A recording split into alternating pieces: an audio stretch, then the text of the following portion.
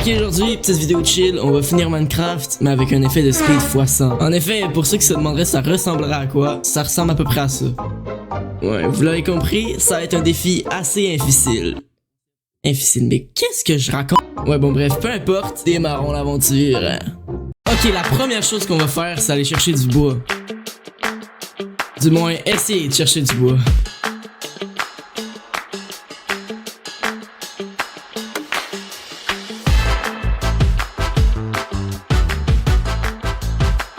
Bon, moi à la base, je voulais pas que le défi soit trop dur, donc je me suis autorisé à mettre la game rule Keep Inventory. Cette game rule fait en sorte que quand tu meurs, tu vas garder les items dans ton inventaire, ce qui facilite grandement l'aventure. Bon, là il est temps de se faire les petits outils en pierre, donc on va aller chercher la pierre. En effet, la pierre se trouve dans les grottes.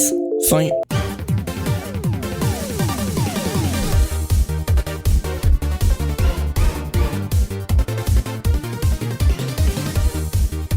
Là, mon but principal c'est d'obtenir assez de fer pour me faire un saut et aller dans le nether. Ça allait aussi me prendre beaucoup de nourriture parce que courir vite, ça épuise. Une fois tout ça cuit, il va falloir aller chercher notre fer.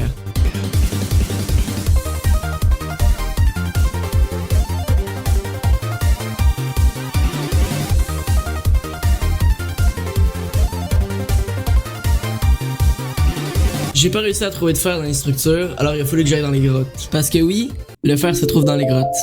Fin.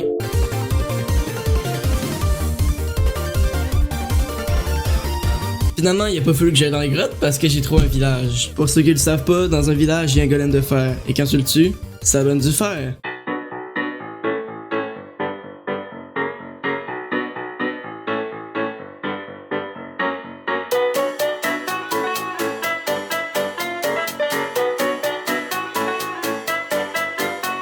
J'ai finalement trouvé un lac de lave, j'y ai donc mis mon campement pour toujours avoir accès au nether.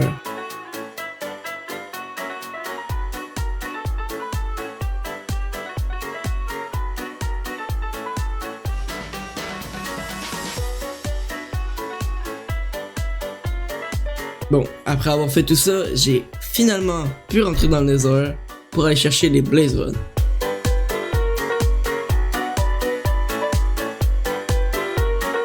À mon arrivée dans le nether, j'ai très vite réparé une forteresse, ce qui est une très bonne chose.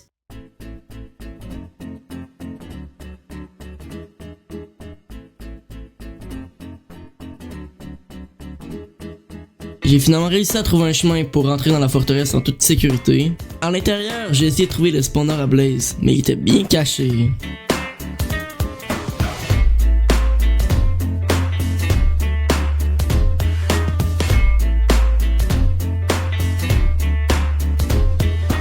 J'ai finalement réussi à trouver le spawner à blaze. J'ai donc pu farmer mes 7 blaze rods que j'avais besoin.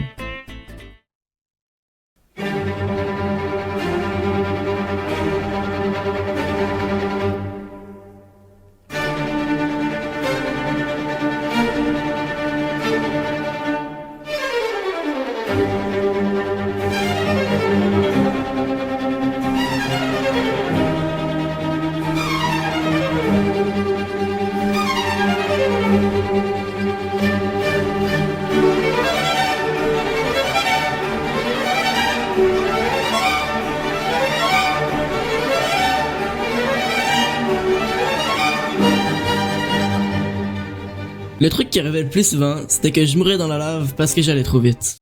Pour contrer ça, j'ai décidé de construire un pont qui me permettait directement d'aller à la forteresse. Avec cette technique, j'ai réussi à avoir mes 7 blaze rods quand même facilement.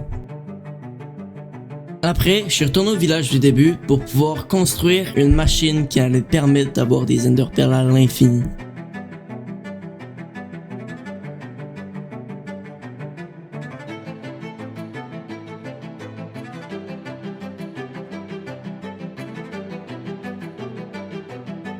Ma stratégie est simple. Le but c'est d'acheter des ender pearls avec des fils. Les fils peuvent être vendus aux pêcheurs contre des émeraudes. Pour les perles, j'ai tout simplement besoin de trouver un brewing stand dans un village du coin. J'en ai trouvé un, mais c'était pas un village du coin. C'était un village vraiment loin. J'ai récupéré le brewing stand et je suis retourné à ma base.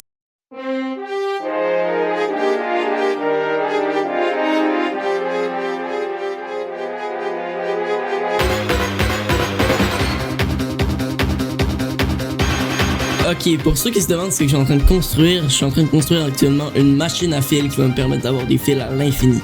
Si tu veux savoir comment ça marche, n'hésite pas à aller voir ma vidéo comment bien démarrer une aventure survie.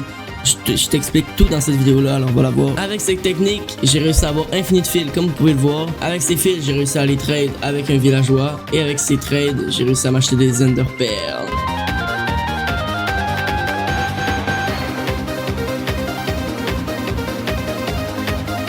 Le problème, c'est qu'il fallait toujours attendre que les villageois reset leur trade, sinon tu pouvais pas faire d'échange avec eux. Pis ça, c'était vraiment long.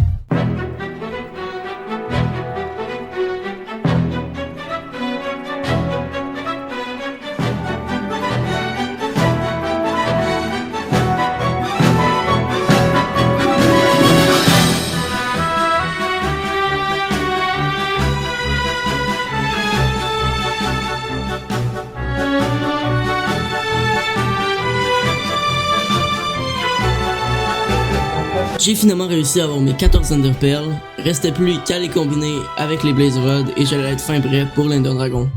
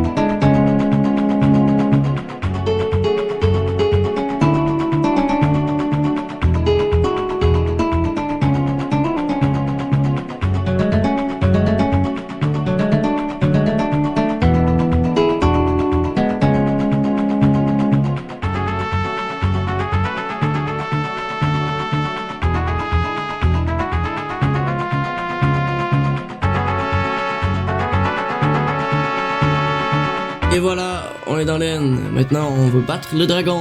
Wouhou!